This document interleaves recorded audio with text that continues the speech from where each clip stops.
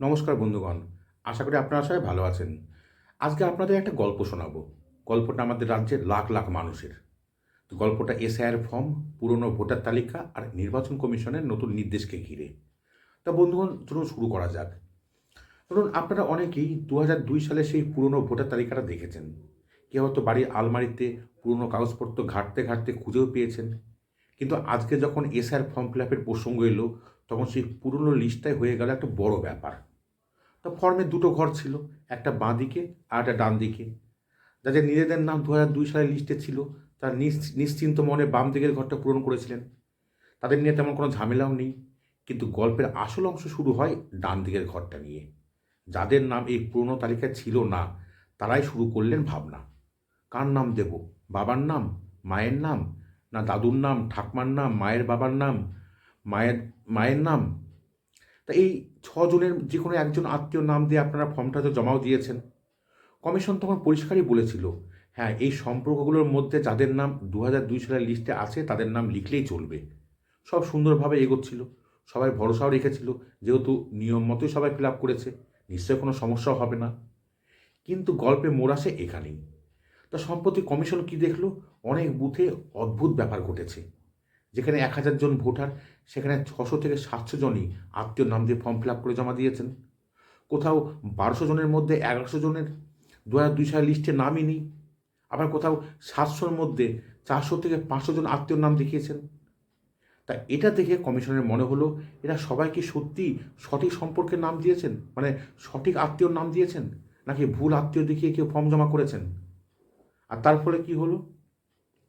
যেসব বুথে আত্মীয়র নাম দিয়ে ফর্ম জমা পড়েছে ৫০% বেশি, সেই সব বুথে আবার বিএলওদের দিয়ে নতুন করে যাচাই করার নির্দেশ দিল কমিশন। আর এই পুরো প্রক্রিয়াটার একটা নামও দিয়েছে কমিশন। তার নামকে দিয়েছে প্রজেনি ম্যাপিং। আর যেসব ভোটাররা আত্মীয়র নাম ব্যবহার করেছেন, তারা হলেন প্রজেনি ভোটার। বিভিন্ন সূত্র অনুযায়ী এখনও রাজ্যে প্রায় ১৪,০০০ বুথে এই প্রজেনি ম্যাপিং ৫০% ছাড়িয়ে গেছে। মুর্শিদাবাদ, মালদা, নদিয়া, ২ দিনাজপুর, উত্তর আর দক্ষিণ ২৪ পরগনার মতো যে জেলাগুলো সীমান্তবর্তী এলাকায় এর নজির সব থেকে বেশি। আর কমিশনের চোখে এইসব বুথ একটু অস্বাভাবিক লেগেছে, তাই আবার যাচাই করা ছাড়া কোনো উপায় নেই। তা বন্ধুগণ, এখানে একটা বিষয় খুব পরিষ্কারভাবে জেনে রাখা উচিত, কোনো নাম এখনই কাটা হচ্ছে না। শুধু তথ্য যাচাই করা হবে, তথ্যটা সঠিক কিনা।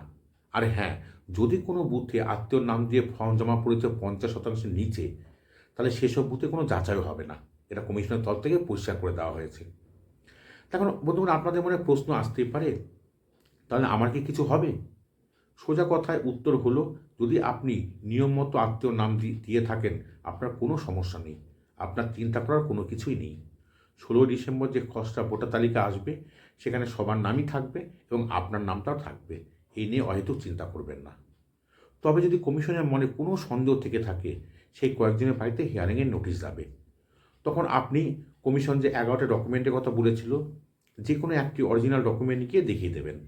আপনার পরিচয় মিলে গেলেই নাম চূড়ান্ত ভোটার লিস্টে উঠে আসবে। ব্যাস, শুধু এইটুকু ব্যাপার। তা বন্ধুগণ, হিয়ারিংয়ে কোন কোন কাগজ লাগবে আর কারা নোটিশ পেতে পারেন, এসব নিয়ে আমি আগে ভিডিও বানিয়েছি। যারা দেখেননি, অবশ্যই একটু দেখে নেবেন, তাহলে আপনাদের কাছে বিষয়টা পরিষ্কার হয়ে যাবে। তো বন্ধুগণ, এটা ছিল আজকের গল্প, একটা ভোটার তালিকার একটা ফর্মের আর তার পিছনে লুকিয়ে থাকা সত্য যাচাইয়ের পথ চলার গল্প। ভিডিওটি ভালো লাগলে লাইক করে দেবেন, বন্ধুদের মধ্যে শেয়ার করবেন যাতে সবাই খবরটা জানতে পারে। আর নতুন হলে অবশ্যই চ্যানেলটিকে সাবস্ক্রাইব করবেন। আবার দেখা হবে আরও একটা গল্প নিয়ে। ততক্ষণ ভালো থাকবেন, সুস্থ থাকবেন।